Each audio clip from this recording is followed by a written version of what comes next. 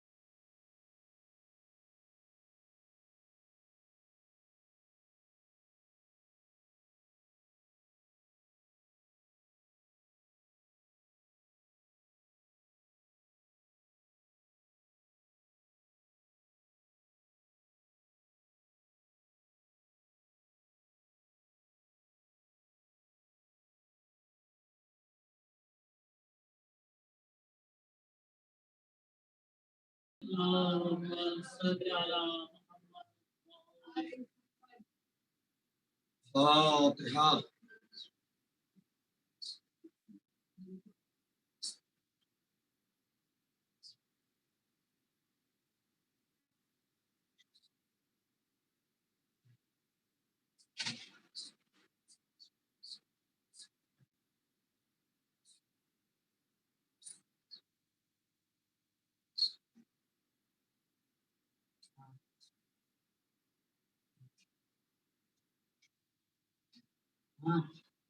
لا حول ولا قوة إلا بالله العلي العظيم. أعوذ بالله من الشيطان الرجيم. بسم الله الرحمن الرحيم. الحمد لله الذي هدانا لهذا وما كنا لنهتدي لولا أن هدانا الله. لقد جاءت رسل ربنا بالحق والصلاة والسلام والتحية والإكرام على النبي الرحمة وشفيع الأمة صاحب الوقار والسكينة المدفون بأرض المدينة سيدا الممجد المصطفى الأمجد المحمود الأحمد أبي القاسم محمد. اللهم صل على محمد وآله الطيبين الطاهرين المعصومين المظلومين ولعنة الله على أعدائهم وغاصب حقوقهم ومنكر فضائلهم أجمعين من يومنا هذا إلى قيام يوم الدين الذين أذهب الله عنهم الرجس وطهرهم تطهيرا.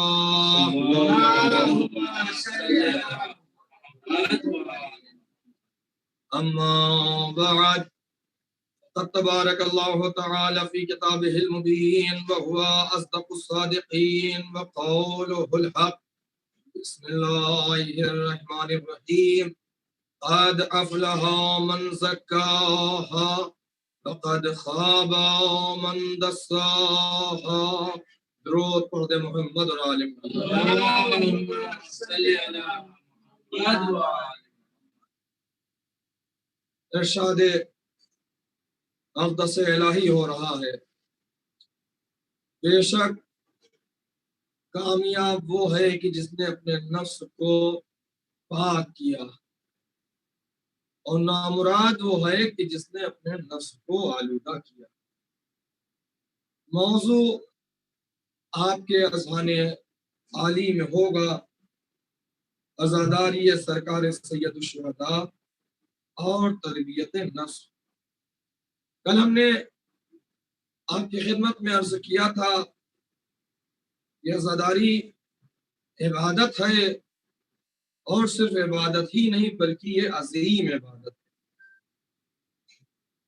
عزیزو، اگر ہم سر بلندی چاہتے ہیں، اگر ہم افتخار حاصل کرنا چاہتے ہیں، اگر ہم کامیابی حاصل کرنا چاہتے ہیں، تو ہمیں عزاداری سرکار سید الشہداء کرنا ہے۔ اس لیے یہ عزاداری سرکار سید الشہداء یہ انسان کو سر بلند بھی رکھتی ہے، اور انسان کو اس کے ذریعے سے افتخار بھی حاصل ہوتا ہے، اور انسان کو اس کے ذریعے سے کامیابی بھی حاصل ہوتی ہے۔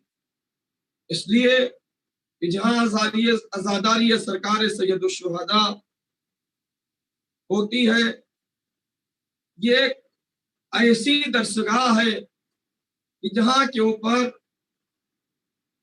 ہمیں وہ کچھ مل جاتا ہے کہ جو ہم سوچ بھی نہیں سکتے۔ اس لیے کہ ہمیں اسی درسگاہ حسینی سے شرافت کا درس یہاں سے ملتا ہے، علم یہاں سے، شجاعت یہاں سے، کمال یہاں سے، حلم یہاں سے، آگہی یہاں سے، عرفان یہاں سے۔ تو یہ تمام چیزیں ہمیں درسگاہ حسینی سے ملتی ہیں۔ شجاعت، اور عزیزان گرامی، جب اس درسگاہ حسینی سے انسان شجاعت لے کے اٹھتا ہے تو پھر دنیا کا سپر پاور بھی اس کے سامنے کمزور نظر آتا ہے۔ ایک صلوات پڑھ دے محمد اور آل محمد۔ پھر وہ کتنا ہی طاقت کیوں نہ رکھتا ہو، کتنا ہی قوت کیوں نہ رکھتا ہو، لیکن اس درسگاہ حسینی سے اٹھنے والا ایک علی، وہ سب سے لوہا لیے ہوئے۔ تو یہ کیا ہے؟ یہ درسگاہ حسینی کا شرف ہے، یہ اس کا طرہ امتیاز ہے۔ لہٰذا یہاں سے ہمیں درس شجاعت، یہاں سے ہمیں درس عرفان اور درس معرفت الہی، اس لیے کہ اگر ہمیں معرفت احدیت کو حاصل کرنا ہے تو ہمیں اس درسگاہ حسینی تک آنا ہوگا۔ ایک درود پڑھ لیں محمد اور آل محمد۔ اور یہاں فکریں جو ہے پروان چڑھتی ہیں۔ یہاں جب لوگ آتے ہیں تو باضمیر ہو جایا کرتے ہیں۔ اس درسگاہ حسینی میں اعلیٰ ظرف لوگ آتے ہیں۔ تو اب آپ شکوہ نہ کیجئے جو اس درسگاہ حسینی سے، اس لیے کہ ہر ایک کو یہاں آنے کا موقع میسر نہیں آتا، یہاں باظرف لوگ آتے ہیں۔ موضوع ہی یہی ہے کہ عزاداری سرکار سید الشہداء اور تربیت نفس۔ یہی درسگاہ حسینی سے ہمیں سلیقہ عبادت، طریقہ عبادت، یعنی ہم کس طریقے سے عبادت کریں، اور جتنا انسان عبادت کرتا جاتا ہے اتنا اس کا نفس پاک ہوتا چلا جاتا ہے۔ اگر ہمیں اپنے نفس کو، آپ غور کیجئے کہ آدم سے لے کے سرکار دو عالم تک جتنے انبیاء، جتنے رسول آئے، ان سب کے مبعوث ہونے کی غرض و غایت کیا تھی؟ یہ جو آئے، یہ کیا مشن لے کے آئے؟ تو یہ تمام انبیاء اور مرسلین جو آئے تو ان کا صرف اور صرف مشن یہ تھا کہ لوگوں کے نفسوں کی تربیت کی جائے، لوگوں کے نفسوں کو پاک کیا جائے۔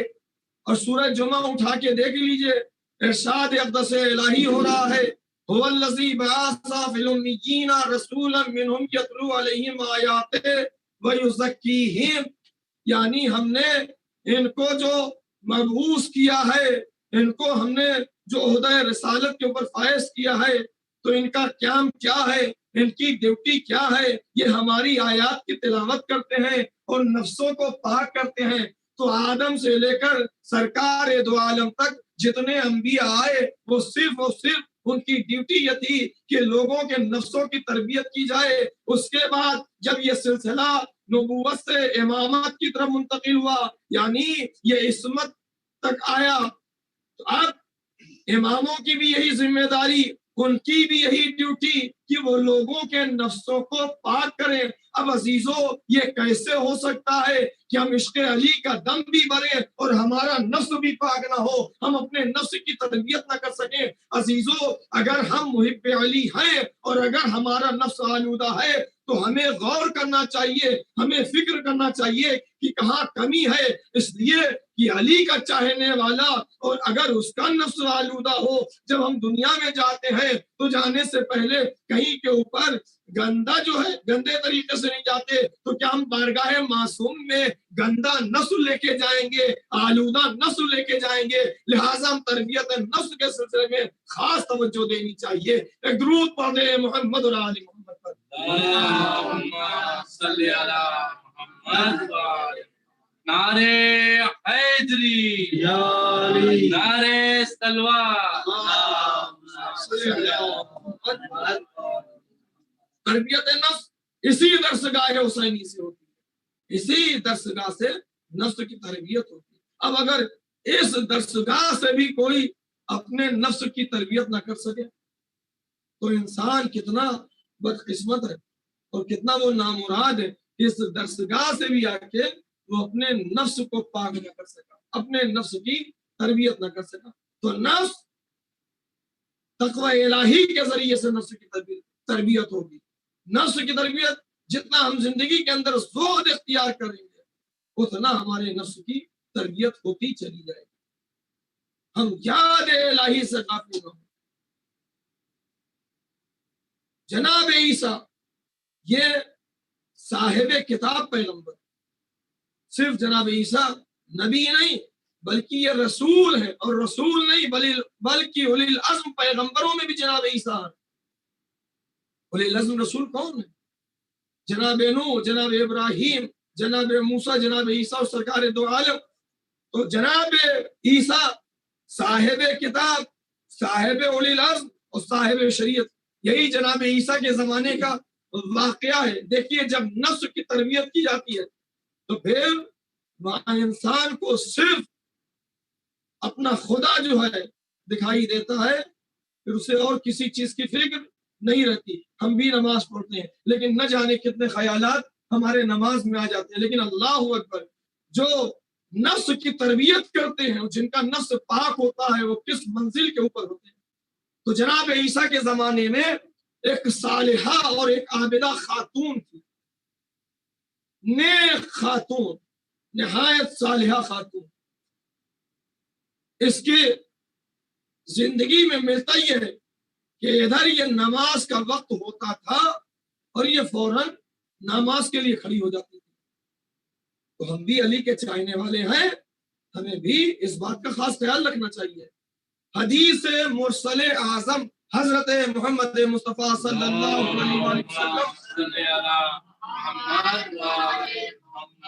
کہ ہماری امت میں 4 گروہ ہیں، جس میں ایک گروہ کیا ہے کہ جو نماز نہیں پڑھتا ہے، تو ان کے اوپر قرآن کیا ویل کر رہا ہے۔ اور یہ ویل کیا ہے؟ یہ جہنم میں ایک ایسی جگہ ہے کہ جہاں نماز نہ پڑھنے والا،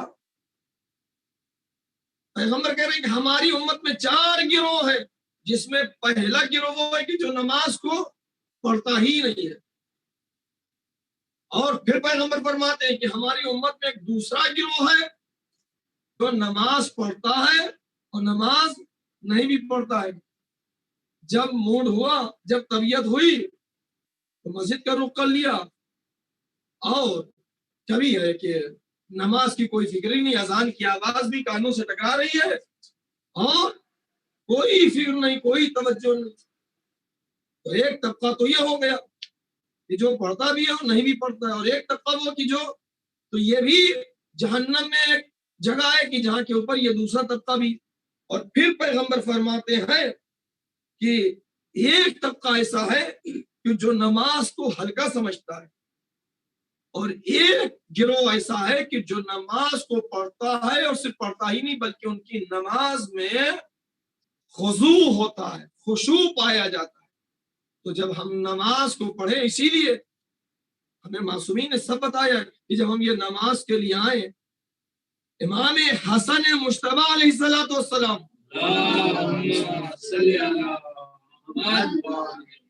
آپ کے لیے ملتا ہی ہے کہ جب آپ مصلی عبادت کے اوپر کھڑے ہوتے تو کیفیت کیا ہوتی تھی کہ آپ کا پورا جسم جو ہے وہ کانپتا تھا. اور صرف امام کی بات نہیں بلکہ ہر امام جب یاد الہی کے لیے، تو امام سے پوچھا گیا کہ فرزند رسول جب آپ مصلی عبادت کے اوپر کھڑے ہوتے تو یہ کیفیت، تو امام نے کہا کہ ہماری کیوں کر یہ کیفیت نہ ہو. اگر انسان کو کرائم برانچ کے ایک آفیسر کے پاس کھڑا ہونا پڑے تھوڑی دیر کے لیے، جب ہم کرائم کر کے جاتے تبھی تو اس کے سامنے، تو کیا حالت ہوتی ہے. اور ہم نہ جانے اللہ کی کائنات میں اس کے حضور میں کیسے کیسے کرائم کرتے.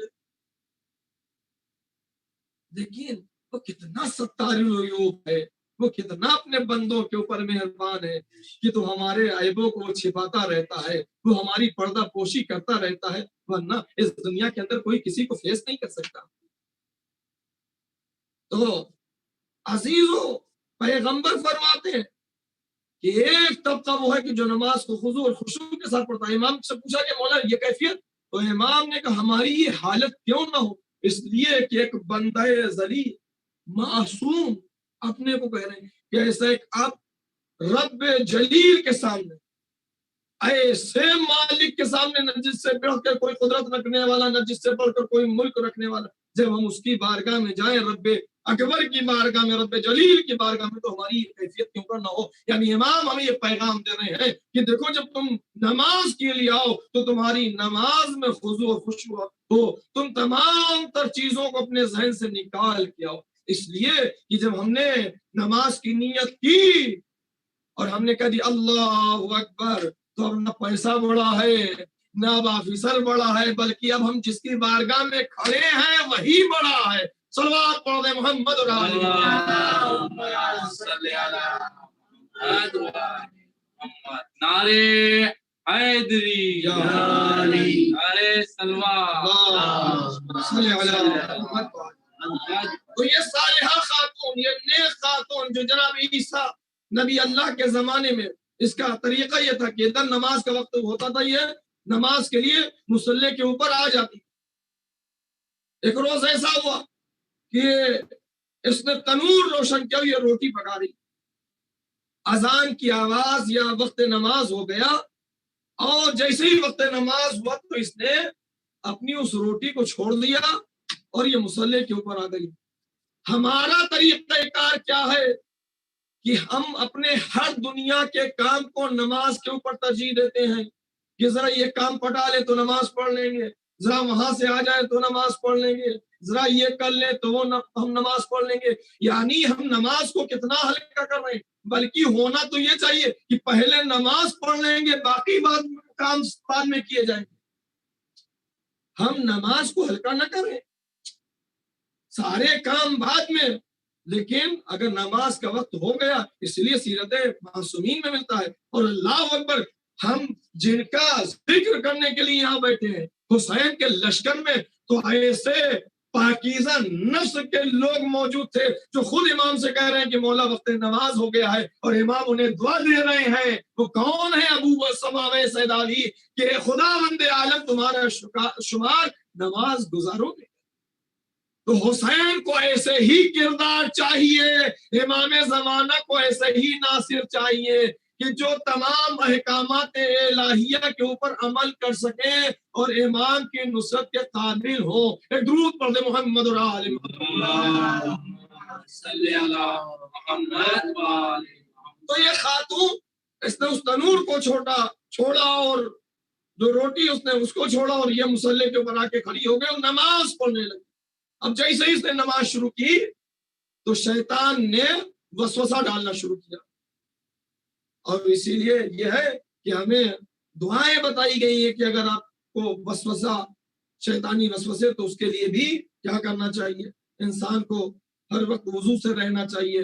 انسان جو ہے لا حول ولا قوت الا باللہ العلی العظیم ہے اور قرآن کی آیات کی تلاوت کرتا رہے کہ تاکہ وہ وسوسہ شیطانی سے محفوظ رہے.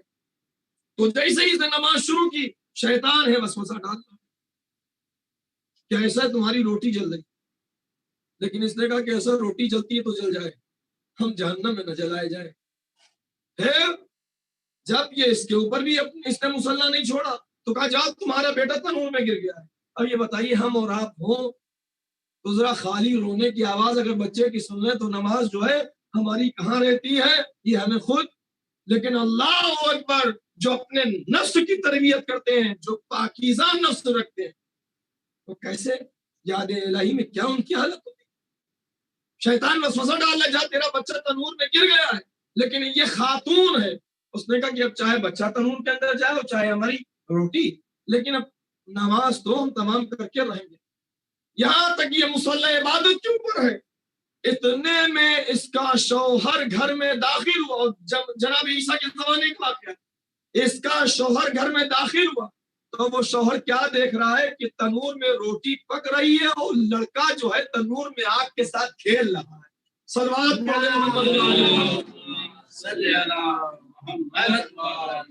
قدرت کہتی ہے کہ دیکھو تم ہمیں یاد کر کے تو دیکھو, تم ہماری بارگاہ میں آؤ پھر ہم تمہیں. تو عزیزو اگر انسان یاد الہی میں اس دنیا میں رہتا ہے تو جب دنیا کی آگ تکلیف نہیں پہنچاتی تو اگر ہم اپنے نفس کی تربیت کر لیں گے اور اگر ہم اپنے نفس کو پاک کر لیں گے تو جہنم کی آگ بھی ہمیں کوئی نقصان نہیں پہنچائے گی. یہی تربیت نفس ہے جو ہمیں جہنم سے آزاد کرائے گا. اور یہ ہمارا واقعی ایمان ہے کہ ہم وہ دولت رکھتے ہیں کہ وہ ایسی ہستیوں سے ہم وابستہ ہیں کہ جو ہمارے شفیع ہوں گے, لیکن کم سے کم ہم ان کی شفاعت کے قابل تو اپنے کو بنا لیں. ایک درود پڑھ لیں محمد اور آل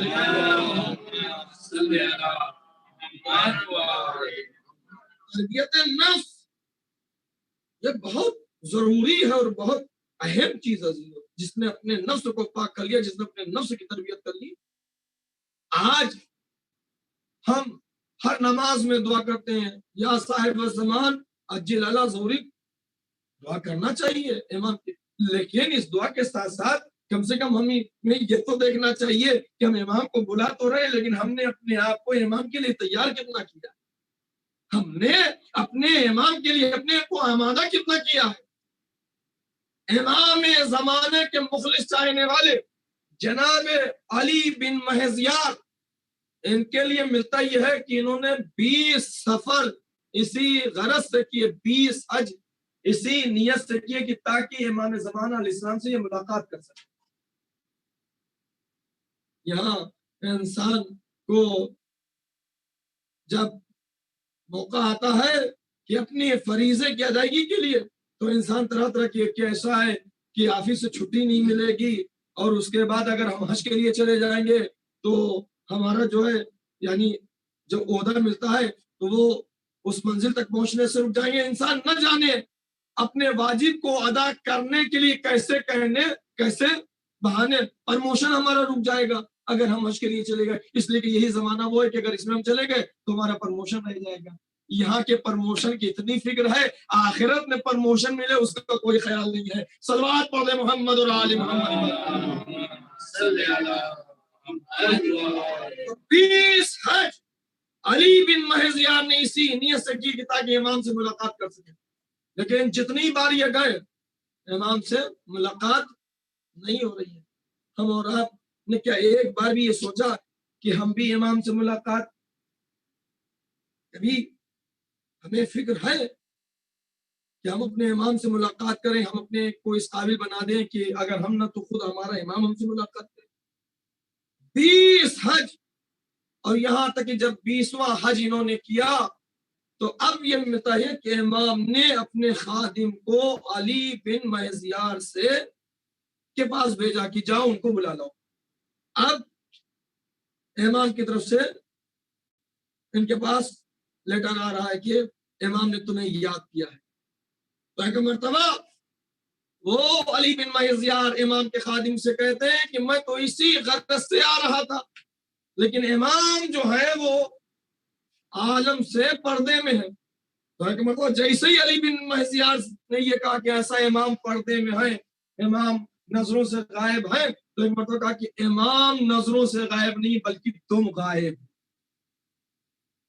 امام غائب نہیں بلکہ اگر دیکھا جائے تو ہم غائب ہیں، اس لیے کہ ہم نے اپنے کردار کو اس قابل بنایا ہی نہیں کہ امام ہم سے ملاقات کریں یا ہم امام سے ملاقات کے قابل بن سکیں. اور اس کے بعد پھر علی بن مہزیار جب امام کی خدمت میں گئے ہیں اور انہوں نے پوچھا کہ مولا ہم 20 بار آپ کی خدمت میں آئے، لیکن اتنے بار آنے کے بعد آج ہمیں آپ سے شرف ملاقات حاصل ہوا، آخر اس کی وجہ کیا ہے؟ تو کہا ہاں علی بن مہزیار، یہ بھی تم غنیمت جانو، اس لیے کہ یہ تمہارے استغفار کی وجہ سے ہے کہ جو تم آج ہم سے مل رہے ہو.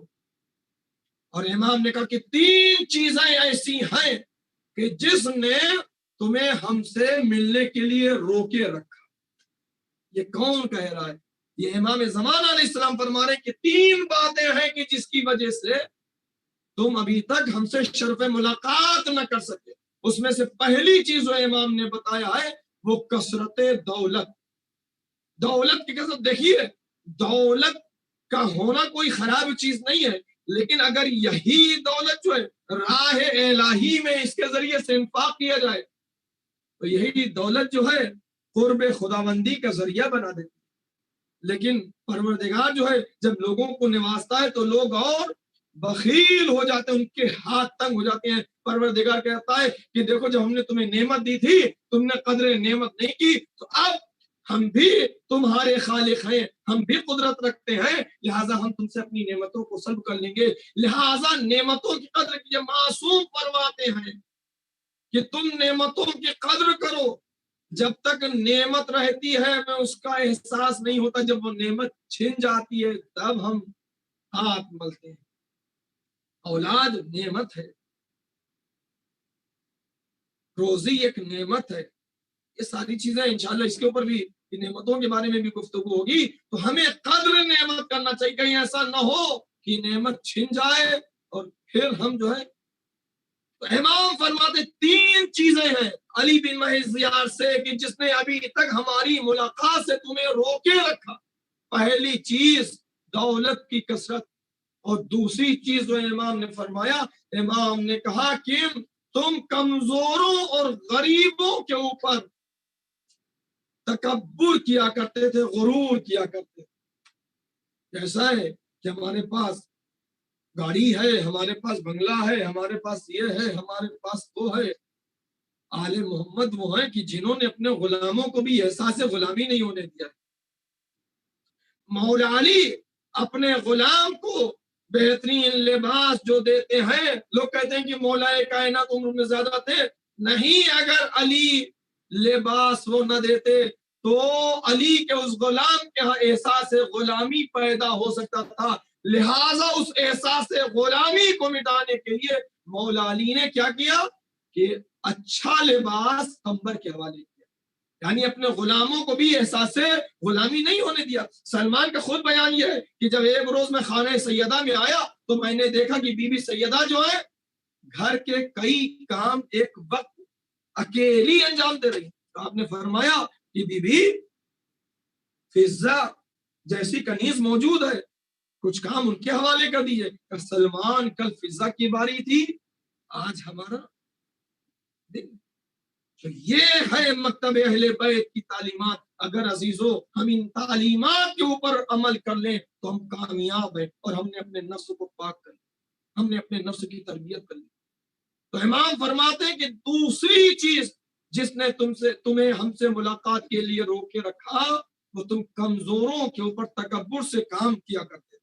اور اس کے بعد تیسری چیز جو امام نے بتائی ہے کہ درود پڑھ محمد اور آل محمد،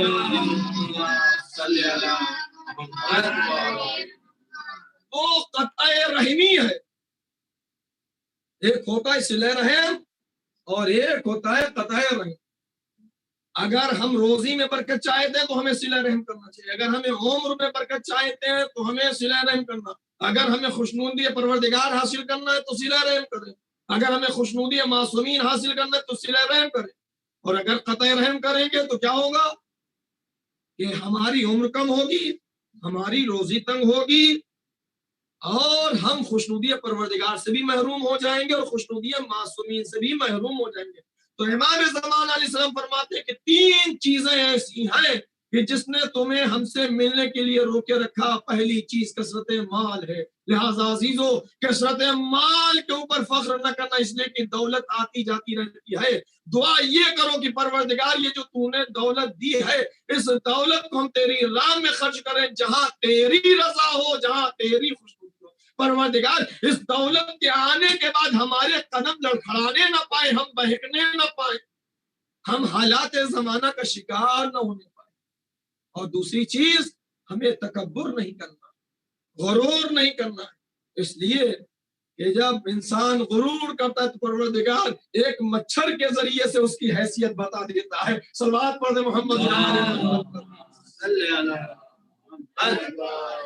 اور تیسری چیز قطع رحمی. ہم اپنے عزیزوں کے ساتھ، اپنے بھائی بہنوں کے ساتھ، اپنے والدین کے ساتھ اگر ہم قطع رحمی کریں گے تو یہ کیا ہے؟ یہ ملاقات امام سے یہ چیز ہمیں روک دے.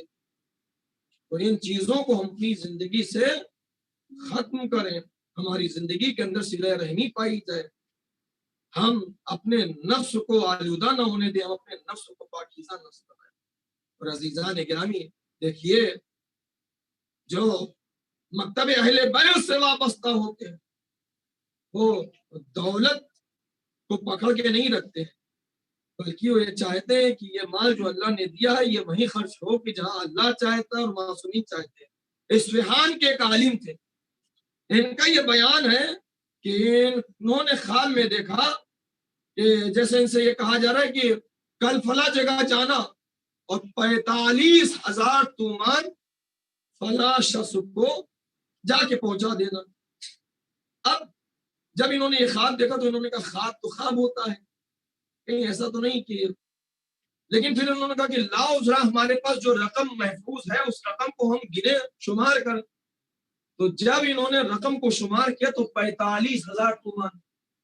تو یہ سمجھ گئے کہ ایسا ہے کہ اب ہمیں اس کے اوپر عمل کرنا ہے. اور جہاں ان کو بتایا گیا تھا تو یہ وہاں کے اوپر پہنچے تو پتہ یہ چلا کہ ایک شریف النفس جو تھا محب اہل بیت، وہ مایوس چہرہ لیے ہوئے، اداس چہرہ لیے ہوئے بیٹھا ہوا تھا. تو اور اس کی دکان کے اوپر کچھ لوگ جمع تھے.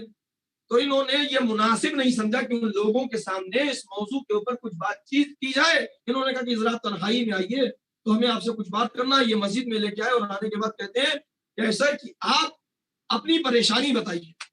دیکھیے علی کے چاہنے والے جو ہوتے ہیں، اس لیے تو مولانا نے کہا تھا کہ دیکھو ایسے لوگوں کے پاس جانا جو غیرت کی وجہ سے مانگتے ہیں. اپنی پریشانی بتائیے، لیکن وہ بتانے کے لیے تیار نہیں. یہ لاکھ اصرار کر رہے ہیں لیکن محب علی کسی طریقے سے اپنی تکلیف، اپنی پریشانی کا ذکر نہیں کرتا. ایک مرتبہ انہوں نے ایک تھیلی نکالی اور دے دی 45,000 تومان جس کے اندر تھے. اب جیسے ہی اس نے اس تھیلی کو لیا اس کے اندر 45,000 تومان تھے تو کہا دیکھو اب جب تم نے اتنا پوچھا ہے تو سن لو، ہم 45,000 تومان کے قرضدار تھے اور ہم نے یہ عہد کیا تھا کہ ہم 40 روز مسلسل زیارت عاشورہ اس نیت سے پڑھیں گے کہ تاکہ ہمارا قرض ادا ہو جائے. تو یہ کہتے ہیں کہ آج زیارت عاشورہ جو ہم نے پڑھی تھی وہ 40 دن ہمارے کمپلیٹ ہو گئے تھے. شکر ہے پروردگار کا جس نے ہماری مدد کر دی. ایک درود پڑھ دے محمد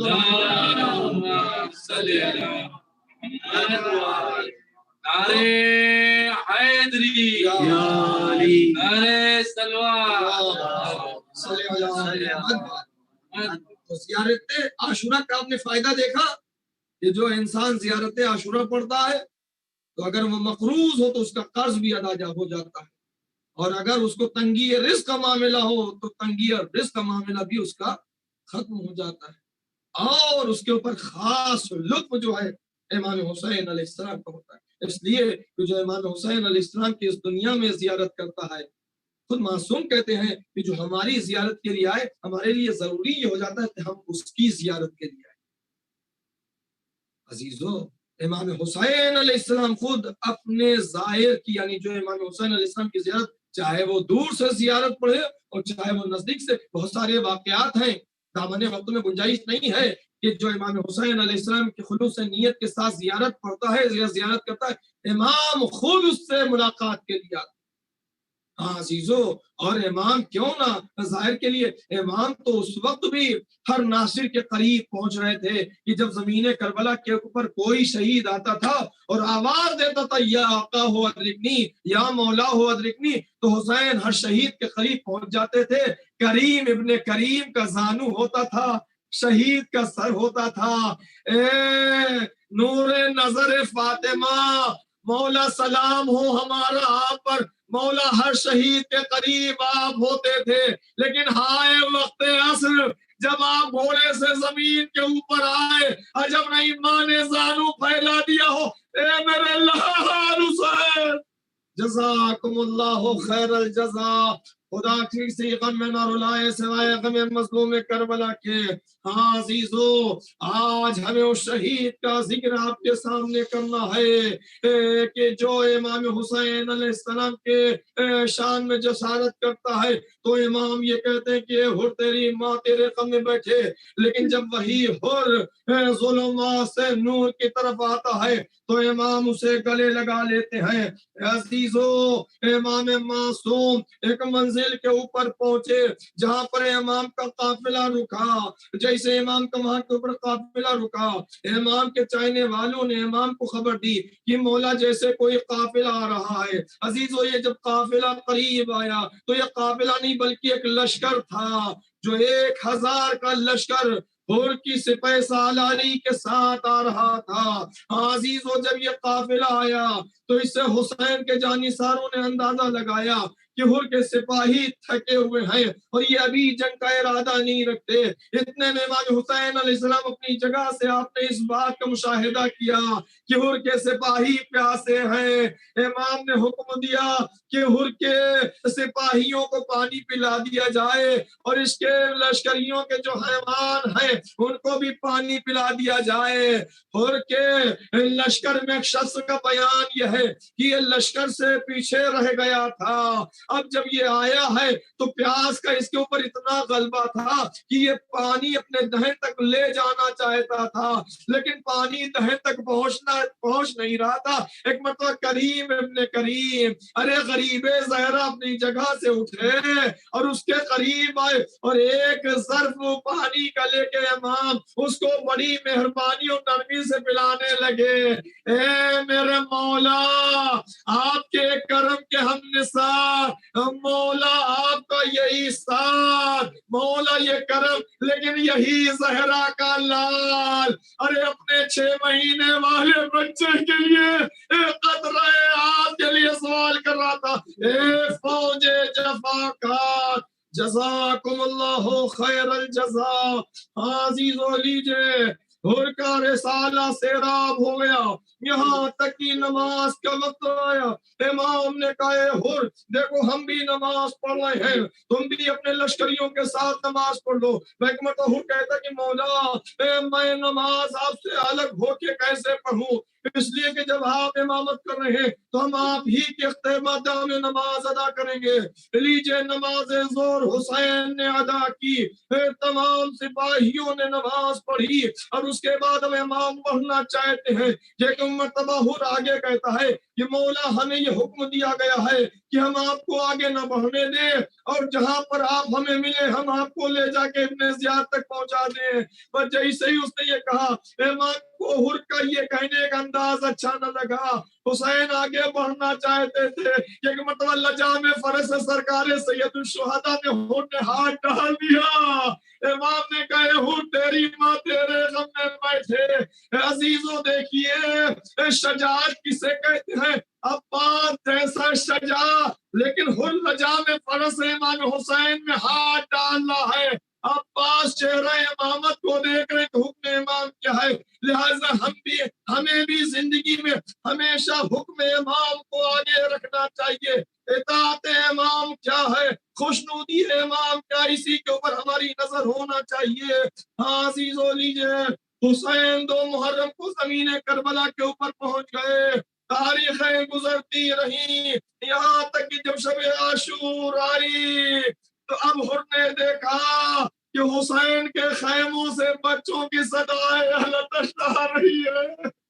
حر کی غیرت بیدار ہوئی، اے حر، ارے یہی حسین تھا کہ جس نے کل تجھے پانی پلایا تھا، اور صرف تیرے سپاہیوں کو نہیں بلکہ تیرے جانوروں کو بھی پانی دیا گیا تھا، اور آج وہی آل رسول ایک قطرے آپ کے لیے ترس رہی ہے۔ ہاں عزیزو، حر کا پورا جسم کانپ رہا تھا۔ حر کے لشکر میں ایک آدمی کا یہ بیان یہ ہے کہ ہم نے جب حر کی کیفیت ایسی کبھی نہیں دیکھی، ایسا شجاع اور ایسا بہادر، لیکن حسین کے خیموں سے اٹھی ہوئی صداؤں سے حر کی عجب کیفیت تھی۔ ایک مرتبہ حر کے قدم حسین کی طرف بڑھنے لگے۔ عزیزو، حر اکیلا امام کے پاس نہیں بلکہ حر کا غلام، حر کا بیٹا بھی جیسے حر امام کی طرف بڑھا، اپنے بیٹے سے کہتا ہے میرے لال ہمارے آنکھوں کے اوپر پٹی باندھو اور ہماری ان دونوں ہاتھوں کو باندھو، اس لیے کہ انہی ہاتھوں سے جسارت ہوئی ہے۔ لیجئے حر امام کی طرف بڑھا ہے۔ حر کے بیٹے نے ایک مرتبہ صدائے تکبیر بلند کی، کہ میرے لال کیا دیکھا؟ کہ بابا غضب ہو گیا، ہم شکل مصطفیٰ علی اکبر آپ کے استقبال کے لیے آگے آ رہے ہیں۔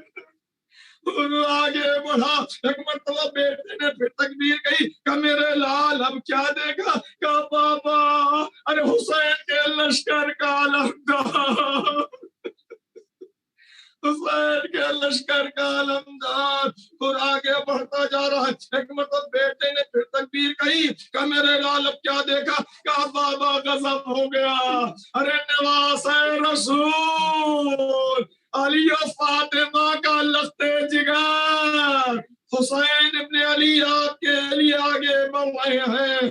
عزیزو، حر اپنی سواری سے اترا اور آ کے امام کے قدموں کے اوپر اپنے کو گرا دیا۔ حسین نے حر کو سینے اٹھا کے سینے سے لگایا۔ اجرکم ربکم، خدا کسی غم میں نہ رلائے۔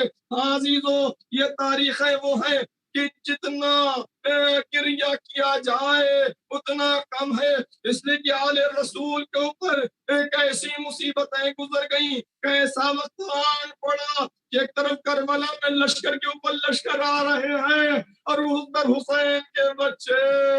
اجرکم ربکم، عزیزو، امام نے حر کو اٹھا کے سینے سے لگایا۔ ہم نے کہیں مقتل میں تو نہیں پڑھا ہے، لیکن ہاں عزیزو، ہمارا دل یہ کہتا ہے کہ جب حر امام کے پاس آیا ہوگا تو شہزادی زینب نے ضرور ان کے خیال آیا ہوگا، اے حر جب بھی کوئی مہمان ارے دروازے کے اوپر آتا ہے تو اسے پانی سے اس کی ضیافت کی جاتی ہے۔ اے حر، ارے علی کی بیٹی تجھ سے شرمندہ ہے، ہمارے خیمے میں قطرہ آب نہیں، لیکن حر میں تیرے لاشے کے اوپر بہن بن کے ماتم کروں گی۔ جزاکم اللہ خیر الجزا۔ عزیزو، لیجئے حر امام کے لشکر میں شامل ہوا اور اس کے بعد امام سے کہتا ہے کہ مولا اجازت دیجئے۔ امام نے کہا حر تم ہمارے مہمان ہو، اے حر تم ابھی ابھی آئے ہو کا مولا، ہمیں شرمندہ نہ کیجئے، ہم چاہتے ہیں کہ ہم آپ کی والد گرامی کے سامنے سرخرو ہو جائیں۔ لیجئے حسین نے اجازت دی۔ مقتل میں ملتا ہے کہ حر نے بیٹے کو پہلے بھیجا، حر کا بیٹا گیا، درجہ شہادت کے اوپر فائز ہوا، اس نے آواز دی حر بیٹے کے قریب پہنچتا، اس سے پہلے امام حسین حر کے بیٹے کے قریب پہنچ چکے تھے. حر کے بیٹے کا سر امام کے زانوں کے اوپر تھا. امام بڑے کریمانہ انداز سے حر کے بیٹے سے پیار پیش آ رہے تھے. ایک مرتبہ حر آگے بڑھا اور چاہتا ہے کہ جوان بیٹے کی میت اٹھائے. امام نے کہا حر کیا ارادہ ہے؟ کہ مولا چاہتا ہوں کہ بیٹے کے لاشے کو لے کے جاؤں. حر کہیں دنیا میں ایسا ہوتا ہے کہ باپ اپنے بیٹے کا لاشا اٹھائے؟ اے زہرا کے لال آئے اس وقت کیا مولا کہ جب ہم شکل مصطفیٰ آواز دے گا. اے بابا سلام آخر قبول کیجئے. حسین کبھی علی اکبر کو دیکھتے تھے، کبھی اپنی تنہائی کو دیکھتے تھے. اے میرے لعنت اللہ علی القوم الظالمین وسيعلم الذین ظلموا أيام منقلب ينقلبون. اللهم بحق الزهرة وأبيها وبعلها وبنها وسر المستودع. یا اللہ ہمارے اس مختصر سے عمل کو قبول فرما. ظہور امام میں تعجیل فرما. قلب حضرت کو ہم سے راضی اور خوشنود فرما. ہم سب کا شمار حضرت کے ناصرین میں فرما. زمین کو حضرت کے ظہور کے لیے ہموار فرما. یا اللہ تجھے اس فرش عزا کا واسطہ پروردگار غم حسین میں نکلے ہوئے ناصروں کا واسطہ جو حضرات بیمار زیر علاج ان سب کو صحت کاملہ واجلہ عطا فرما. قرض داروں کے قرضوں کو کیف سے ادا فرما. پروردگار جو عزائم امام حسین علیہ السلام نے جس اعتبار سے بھی شریک ہوتے ہیں ان کے توفیقات میں اضافہ فرما. ان کے رزق ان کی عمر میں برکت عطا فرما. پروردگار تجھے محمد اور آل محمد کا واسطہ جہاں جہاں بھی عزائم امام حسین علیہ السلام ہو رہی پروردگار عزائے سرکاری سید الشہداء اور عزاداروں کی حفاظت فرما. ہم سب کو اس دنیا میں امام حسین علیہ السلام کی زیارت اور آخرت میں شفاعت امام حسین نصیب فرما. ربنا تقبل منا انك انت السميع العليم. ماتم حسین یا حسین یا حسین.